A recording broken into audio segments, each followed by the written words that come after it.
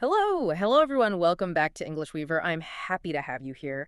In today's episode, we're going to talk about how to talk about your future plans in English, and I'll guide you through everything step by step so it's easy to understand. And hello, it's so good to have you with us today. How are you doing? I'm doing great, thank you. I'm really looking forward to this. Yeah. Talking about the future is, well, it's something we do every single day. It is, absolutely. And in English, there are a few different ways to do it. And knowing which one to use can really help you sound more natural. That's our goal today. We're going to break down the most common ways to talk about your plans, from something simple, like your plans for tonight, all the way to your big dreams for your life. And we'll go slowly with lots of examples. Yes, we will. So let's start. Where should we begin? I think with the near future, the things happening very soon. That's the best place to start, the easiest one. Okay, so let's think about the weekend. It's Friday, and you see a friend. The most common question you will hear is, what are you doing this weekend? Yes, that's the classic question. Now, what's interesting here is the grammar. We say, are you doing? That's the present continuous tense. Right. And we use it here for the future. Exactly. We use this for plans that are fixed. They're already in your calendar. You've already decided. It's like an appointment you have with yourself or with someone else. Yes. So let's practice that question. I will say it very slowly so you can repeat it. Ready? Mm-hmm. What are you doing this weekend? It's a great one to practice. And a simple answer can use the same grammar. For example, if you have a quiet weekend planned, you can say, I am staying home. perfect. Let's say that one slowly too. Okay. I am staying home. Very clear, very simple. It shows your plan is already made. Exactly. Okay, so that's for the weekend. What about another common question? Well, sometimes you want to know if someone is busy or free. Right. So you can ask them about their plans in a more general way. You can say, do you have any plans for next week? Oh, that's a good one. Yeah. A little different. It is. Here, we use the word plans. Do you have any plans? And you can change the time word very easily. Yes, you can. You can say, do you have any plans for tonight? Or for tomorrow. Or next month. It's very flexible. It is. Let's practice that question. Again, listen and repeat. Okay. Do you have any plans for next week? And a good answer could be, yes, I have some plans. Right. Or you could say what the plan is. For our listeners, a great plan is, I am going to study English. That is a very good plan and a perfect example, actually. It is. Okay, so we have questions for the near future, but what about bigger plans, long-term plans? Right. Not just for next week, but maybe for next year. Exactly. When we ask about bigger, more serious plans, the question changes a little. It becomes more formal. You might Wow. ask someone, what are your plans for next year? That's a big question. It makes you think. It does. It signals that we are talking about something important, a big goal, like a career change or... We're moving to a new country. Yes, a big life event. So let's practice that question. Okay, let's do it. What are your plans for next year? Now, for a big question like that, you need a strong way to answer. You do. And a fantastic phrase for this is I'm planning to, followed by a verb. I like that one. I'm planning to. It sounds so organized. It does. It means this isn't just an idea. It's a real intention. You have a strategy. You thought about it seriously. Yes. So for a career goal, you could say, I'm planning to find a new job. That sounds very professional. Let's break that sentence down for practice. We can say it in parts. Good idea. First part, I'm planning. I'm planning Second part, to find. to find And the last part, a new job. a new job.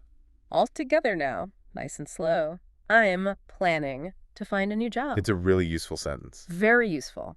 Let's do one more example with that structure. What about moving? Okay. You can say, I'm planning to move to a new city. Another big life plan. It is. Let's practice that whole sentence. Ready? I'm planning to move to a new city. It feels powerful to say it like that. It makes the plan feel more real. It really does. Now, this brings us to a very important grammar point. Maybe the most important part of talking about the future. Oh, I think I know what it is. It's the difference between will and going to. Yes. This is one that many learners find a little tricky. It can be, but we're going to make it simple. So let's start with going to. Okay.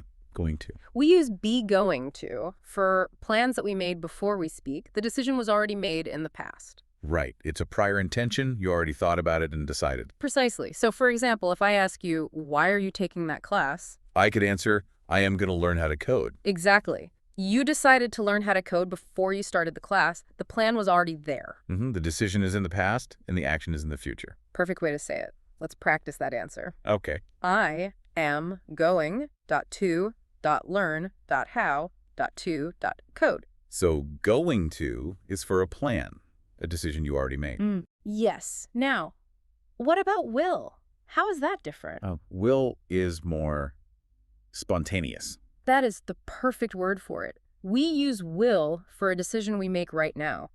At the moment of speaking, there was no previous plan. So it's a reaction to something happening in the moment. Exactly. Let's imagine a situation. We're in a room together, and you say, The house is cold. it is a little cold. And because you said that, I make a decision right now. I say, I will close the window. Ah, I see. You didn't plan to close the window this morning. You decided just now because I said it was cold. That's it, exactly. It was a spontaneous decision. Okay, that makes sense.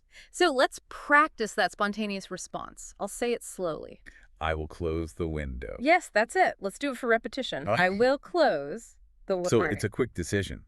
Will is also used for a simple guess about the future, a prediction. Yes, that's another important use. Like, I think it will rain tomorrow. It's just my opinion, my guess. Not based on a dark cloud you see right now. Right. If I see dark clouds, I would say it's going to rain because there is evidence. I see. That's a great distinction. So to summarize it very simply for everyone listening. Yes, let's do that. Going to is for a plan, a decision you made before. And will is for a quick decision you make now or a simple guess. That's the main difference. And don't worry if you make mistakes. It takes practice. It absolutely does. Everyone makes mistakes when they're learning. It's okay. It is. Okay, so we've talked about plans, firm plans. But what about things that are not so certain, like wishes for the future? Hopes and dreams. Yes, hopes and dreams. We have special phrases for these too. Let's start with hope. Okay. When you want something to happen, but it's not guaranteed, you can use the phrase, I hope to. Right, because you are not in complete control. Maybe you need some luck or something else needs to happen first. Exactly. It expresses a positive wish. For example, I hope to visit Canada next year. That's a lovely hope. It means you want to and you will try, but you know it might not happen for sure. Yes. Let's practice that phrase. It's a very positive one. I hope to visit Canada next year. It's a softer way of talking about the future. It is. Now let's go even bigger than a hope. Let's talk about a dream. The biggest aspiration. Yes, the ultimate goal in your life. For this, we have a beautiful phrase. My dream is. It sounds so important. It is. You can say, my dream is to, and then a verb. For example, my dream is to write a book. That's a big dream, something that takes a lot of work over a long time. It is. So let's practice that one. Right. My dream is to write a book. You can also say, my dream is, and then just a noun. Like my dream is a long, sunny vacation. Yes. That is also a very good dream. That works perfectly. So dream is very big, very abstract sometimes. Yes.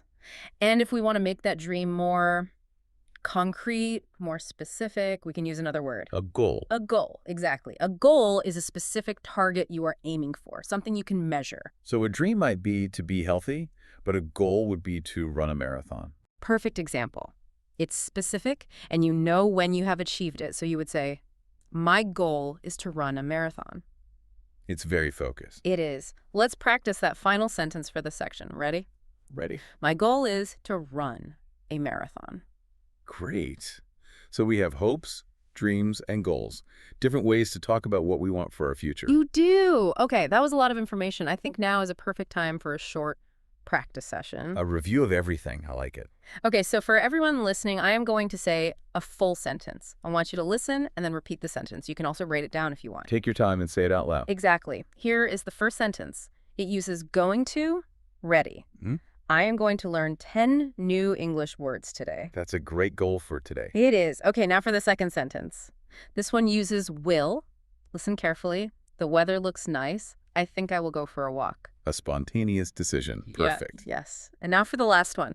The sentence has two parts. It has a hope and a plan. Here it is. I hope to save money for school. I am planning to work extra hours. I love that one. It connects the hope with the plan to achieve it. Exactly. It shows how you can use these phrases together. That was a fantastic practice. If you Ah. practiced with us, you did a great job. Yes, very well done. That was a deep dive into talking about the future. A lot of useful phrases. It was. So now we want to encourage you to start using this language. The best way to learn is to practice. You have to use it. So we have a small challenge for you. We want you to make 4 sentences about yourself. You can say them out loud right now, or you can write them in the comments online. Oh, that's a great idea. Making it personal really helps you remember. It does. So here are the 4 sentences we want you to complete. First. My name is. Second. I am from. Third. Use our planning phrase. I plan to. And fourth, tell us your big dream. My dream is. It's a great way to introduce yourself and practice your future sentences at the same time. It really is. Please share them if you feel comfortable. We would love to read them. We would. And thank you so much for joining us today for this deep dive. We hope it was very helpful for you. Remember, the most important thing you can do for your English is to practice a little bit every day. Yes. Consistency is more important than studying for many hours just one day a week. Absolutely right. Listen every day. Speak every day, even if it's just to yourself. It really, really works. It does. Keep up the great work. We had a great time today, and we will be back very soon with more episodes to help you with your English. Looking forward to it. And if you found this depth dive useful, please don't forget to like, subscribe, and maybe share with a friend who is also learning. It helps us a lot. It does. Well, I think that's everything for today. It is. Time to say goodbye. Goodbye, everyone. Thank you for listening. Goodbye, and keep practicing. Goodbye. Bye for now.